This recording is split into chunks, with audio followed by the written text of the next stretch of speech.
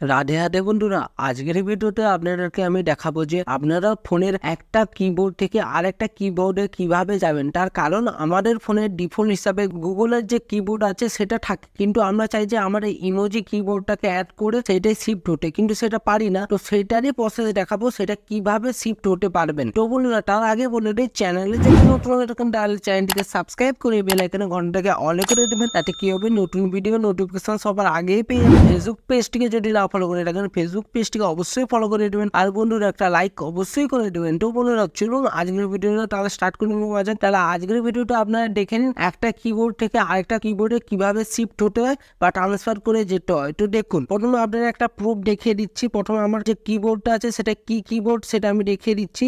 Plus এখানে touch করে দেওয়ার পরে দেখুন আমার এখন গুগল কিবোর্ড আছে। তো আমি এবার আমার ইমোজি কিবোর্ডে ট্রান্সফার হবো। তো কিভাবে হবে, তো ব্যাক করে দিচ্ছি। ব্যাক করে দেওয়ার পরে আমি এবার ফোনের যে সেটিংস, তার আগে এখানে আমি একটু রিফ্রেশ করে দিলাম। তারপরে আমি এবার ফোনের সেটিংস অপশানে আসবো। সেটিংস অপশানে আসার পরই স্ক্রল ডাউন করে নিচের দিকে নেমে আসলে দেখতে পাবেন এখানে অ্যাডিশনাল সেটিংস, এখানে টাচ করে দেবেন। টাচ করে দেওয়ার পরই দেখতে পাবেন ল্যাঙ্গুয়েজ অ্যান্ড ইনপুট, এখানে টাচ করে দেবেন। টাচ করে দেওয়ার পরে দেখতে পাবেন ইনপুট মেথড কারেন্ট কিবোর্ড, এখানে টাচ করে দেবেন। টাচ করে দেওয়ার পরে দেখতে পাবেন জি বোর্ড, মানে জি বোর্ড মানে গুগলেরই কিবোর্ডের কথা বলা হচ্ছে। তো আমরা কি করবো, প্রত্যেকে 2 নম্বরে দেওয়া আছে যে ইমোজি অ্যান্ড ফ্রন্ট কিবোর্ড, এখানে টাচ করে দেবো। টাচ করে দেওয়ার পরে যদি আমরা ব্যাক করে দেই, ব্যাক করে দেওয়ার পরেই দেখতে পাবেন এবার আমি এখানে রিফ্রেশ করে দেওয়ার পরে আমি আবার নোটপ্যাডে যাচ্ছি। নোটপ্যাডে যাওয়ার পরে এখানে ওপেন করে নেওয়ার পর নোটপ্যাডটাকে প্লাস এখানে টাচ করে দেওয়ার পরেই দেখুন খুব সহজে দেখতে পেয়ে গেলেন যে আমার এবার ইমোজি কিবোর্ডটা চলে আসলো। তো বন্ধুরা, এটাই আজকের ভিডিও ছিল।